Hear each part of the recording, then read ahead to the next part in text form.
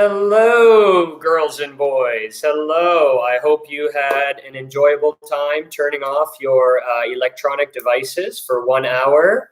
It's nice to see you here, Ethan and Sayul and Songjun. Good to see you. Okay, so as you guys might know, this story that Mr. Devon and I are going to be reading is the second part after Charlie and the Chocolate Factory. So Charlie and the Chocolate Factory was the first book in this just two-part series. So I think we'll maybe wait another minute for people to start getting online because some people had their computers shut down, which is cool. So let's see. So just a reminder of Charlie and the Chocolate Factory. So before we get into chapter 1, it says, picking right up where Charlie and the Chocolate Factory left off, Charlie and the Great Glass Elevator continues the adventures of Charlie Bucket, his family, and Willy Wonka, the eccentric candy maker. As soon as the book begins, our heroes are shooting into the sky in a glass elevator, headed for destinations unknown. What follows is exactly the kind of high-spirited, magical madness and mayhem we've all come to expect from Willy Wonka and his creator, Roald Dahl. That is the author. The American space race gets a send-up, as does the president, and Charlie's family gets a second chance at childhood. Throw in the vermicious Nids, Newlies, and Minus Land, and we once again witness pure genius. All right. Have I seen Matilda? Oh my gosh, Ethan, I actually watched the movie Matilda like a week ago. I love that movie, and it's an amazing book. Matilda is so good. Okay, so chapter 1 for Charlie and the Great Glass Elevator. I'm excited. I hope you guys are too. So chapter 1 is called Mr. Wonka Goes Too Far. How far does he go? So the last time we saw Charlie, he was riding high above his hometown in the Great Glass Lift. Only a short while before, Mr. Wonka had told him that the whole gigantic, fabulous chocolate factory was his. And now our small friend was returning in triumph with his entire family to take over. The passengers in the lift, just to remind you, were Charlie Bucket, the hero, Mr. Willy Wonka, chocolate maker extraordinaire, Mr. and Mrs. Bucket, Charlie's father and mother, Grandpa Joe and Grandma Josephine, Mr. Bucket's father and mother, Grandpa George and Grandma Georgina, Mrs. Bucket's father and mother. Grandma Josephine, Grandma Georgina, and Grandpa George were still in bed. The bed having been pushed on board just before takeoff. Grandpa Joe, as you remember, had got out of bed to go around the chocolate factory with Charlie. The Great Glass Lift was 1,000 feet up and cruising nicely. The sky was brilliant blue. Everybody on board was wildly excited as the thought of going to live in the famous chocolate factory. Grandpa Joe was singing. Charlie was jumping up and down. Mr. and Mrs. Buckets were smiling for the first time in years, and the 3 old ones in the bed were grinning at one another with pink, toothless gums. What in the world keeps this crazy thing up in the air? Croaked Grandma Josephine. Madam, said Mr. Wonka, it's not a lift any longer. Lifts only go up and down inside buildings. But now that it has taken us up into the sky, it has become an elevator. It is the Great Glass Elevator. And what keeps it up? Said Grandma Josephine. Skyhooks, said Mr. Wonka. You amaze me, said Grandma Josephine. Dear lady, said Mr. Wonka, you are new to the scene. When you have been with us a little longer, nothing will amaze you. These skyhooks, said Grandma Josephine, I assume one end is hooked on to the contraption we're riding in, right? Right, said Mr. Wonka. What's the other end hooked onto? Said Grandma Josephine.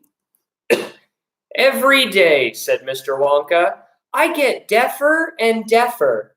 Remind me, please, to call up my ear doctor the moment we get back. Charlie, said Grandma Josephine, I don't think I trust this gentleman very much. Nor do I, said Grandma Georgina. He foodles around. Charlie leaned over the bed and whispered to the two old women. Please, he said, don't spoil everything. Mr. Wonka is a fantastic man. He's my friend. I love him. Charlie's right, whispered Grandpa Joe, joining the group. Now you be quiet, Josie, and don't make trouble. We must hurry, said Mr. Wonka. We have so much time and so little to do. No, wait, cross that out. Reverse it. Thank you. Now, back to the factory, he cried, clapping his hands once and springing 2 feet in the air with 2 feet. Back we fly to the factory. But we must go up before we can go down. We must go higher and higher. What did I tell you, said Grandma Josephine. The man's cracked. Be quiet, Josie, said Grandpa Joe. Mr. Wonka knows exactly what he's doing. He's cracked as a crab, said Grandma Georgina. We must go higher, said Mr. Wonka. We must go tremendously high. Hold on to your stomach. He pressed a brown button. The elevator shuddered, and then with a fearful whooshing noise, it shot vertically upward like a rocket ship. Everybody clutched hold of everybody else. And as the great machine gathered speed, the rushing, whooshing sound of the wind outside grew louder and louder and shriller until it became a piercing shriek. And you had to yell to make yourself heard. Stop, yelled Grandma Josephine. Joe, you make him stop. I want to get off. Save us, yelled Grandma Georgina. No, no, Mr. Wonka yelled back. We've got to go up, up, higher. But why? They all shouted at once. Why up and not down? Because the higher we are when we start coming down, the faster we'll all be going when we hit, said Mr. Wonka. We've got to be going absolutely at sizzling speed when we hit. When we hit what? They cried. The factory, of course, answered Mr. Wonka. You must be whackers, said Grandma Josephine. We'll all be pulpified. We'll all be scrambled like eggs, said Grandma Georgina. That, said Mr. Wonka, is a chance we shall have to take. You're joking, said Grandma Josephine. Tell us you're joking. Madam, said Mr. Wonka, I never joke. Oh, my dears, cried Grandma Georgina, we'll be lixivated, every one of us. So that means kind of like liquefied, kind of like squished and splattered. More than likely, said Mr. Wonka. Grandma Josephine screamed and disappeared under the bedclothes. Grandma Georgina clutched Grandpa George so tight he changed shape. Mr. and Mrs. Bucket stood hugging each other, speechless with fright. Only Charlie and Grandpa Joe kept moderately cool. They had traveled a long way with Mr. Wonka and had grown accustomed to surprises. But as the great elevator continued to streak upward further and further away from the earth, Even Charlie began to feel a little bit nervous. Mr. Wonka, he yelled above the noise. What I don't understand is why we've got to come down at such a terrific speed. My dear boy, Mr. Wonka answered, if we don't come down at a terrific speed, we'll never burst our way back in through the roof of the factory. It's not easy to punch a hole in a roof as strong as that. But there's a hole in it already, said Charlie. We made it when we came out. Then we shall make another, said Mr. Wonka. 2 holes are better than 1. Any mouse will tell you that. Higher and higher rushed the great glass elevator, until soon they could see the countries and oceans of the earth spread out below them like a map. It was all very beautiful, but when you are standing on a glass floor looking down, it gives you a nasty feeling. Even Charlie was beginning to feel frightened now. He hung on tightly to Grandpa Joe's hand and looked up anxiously into his grandpa's old face. I'm scared, Grandpa, he said. Grandpa Joe put an arm around Charlie's shoulders and held him close. So am I, Charlie, he said. Mr. Wonka, Charlie shouted, don't you think this is high enough? Very nearly, Mr. Wonka answered, but not quite. Don't talk to me now, please. Don't disturb me. I must watch things very carefully at this stage. Split-second timing, my boy. That's what it's got to be. You see this green button? I must press it at exactly the right instant. If I'm just a half-second late, then we'll go too high.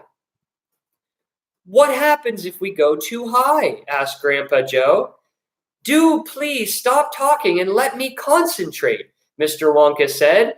At that precise moment, Grandpa Josephine poked her head out from the sheets and peered out over the edge of the bed. Through the glass floor, she saw the entire continent of North America, nearly 200 miles below, and looking no bigger than a chocolate bar. Someone's got to stop this maniac, she screeched, and she shot out a wrinkled old hand and grabbed Mr. Wonka by the coattails and yanked him backwards onto the bed. No, no, cried Mr. Wonka, struggling to free himself. Let me go. I have things to see. Don't disturb the pilot. United Chocolate. That's awesome, James.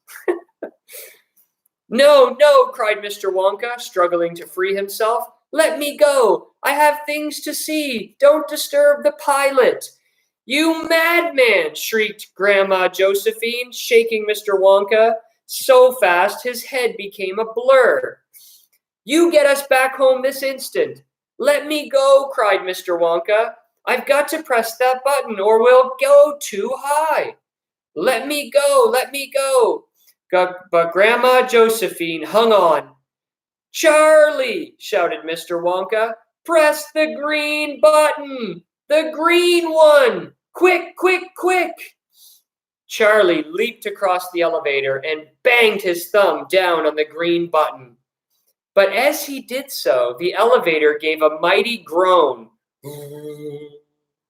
and rolled over onto its side, and the rushing, whooshing noise stopped altogether. There was an eerie silence. Too late, cried Mr. Wonka. Oh my goodness me, we're cooked. As he spoke, the bed with the 3 old people in it and Mr. Wonka on top lifted gently off the floor and hung suspended in mid-air. Charlie and Grandpa Joe and Mr. and Mrs. Bucket also floated upwards so that in a twink, the entire company, as well as the bed, were floating around like balloons inside the great glass elevator. Now look what you've done, said Mr. Wonka, floating about. What happened? Grandma Josephine called out. She had floated clear out of the bed and was hovering near the ceiling in her nightshirt, like pajamas. Did we go too far? Charlie asked. Too far? Cried Mr. Wonka. Of course we went too far. You know where we've gone, my friends. We've gone into orbit. They gaped, they gasped, they stared. They were too flabbergasted to speak. We are now rushing around the Earth at 17,000 miles an hour, Mr. Wonka said. How does that grab you? I'm choking, gasped Grandma Georgina. I can't breathe. Of course you can't, said Mr. Wonka. There's no air up here. He sort of swam under the ceiling to a button marked oxygen. He pressed it. You'll be all right now, he said. Breathe away. This is the queerest feeling, Charlie said, swimming about. I feel like a bubble. It's great, said Grandpa Joe. It feels as though I don't weigh anything at all.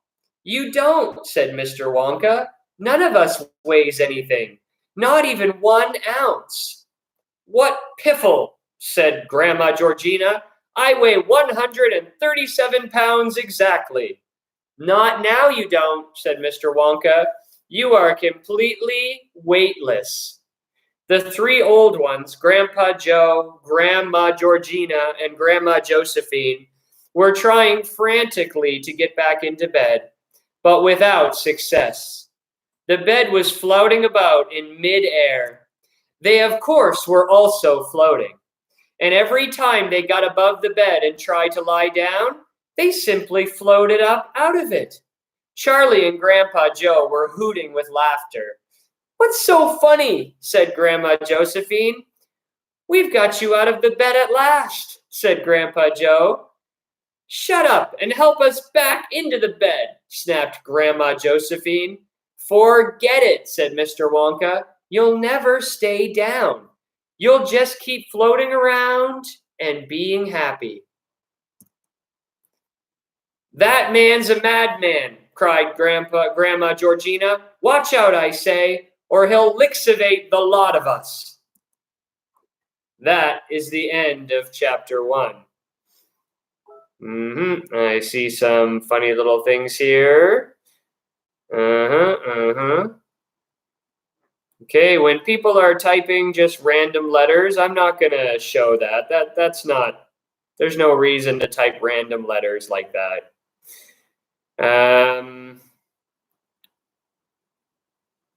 Some good math going on. Good. Okay, very good. All right. Nice to see you, boys and girls. I'm sure you'll probably be watching Chatting with Mr. Dave, which is getting started in about 9 minutes. So I hope you have, Tony, that's enough with the cheese. I hope you have a wonderful Earth Day, and maybe I will see you later. Bye-bye.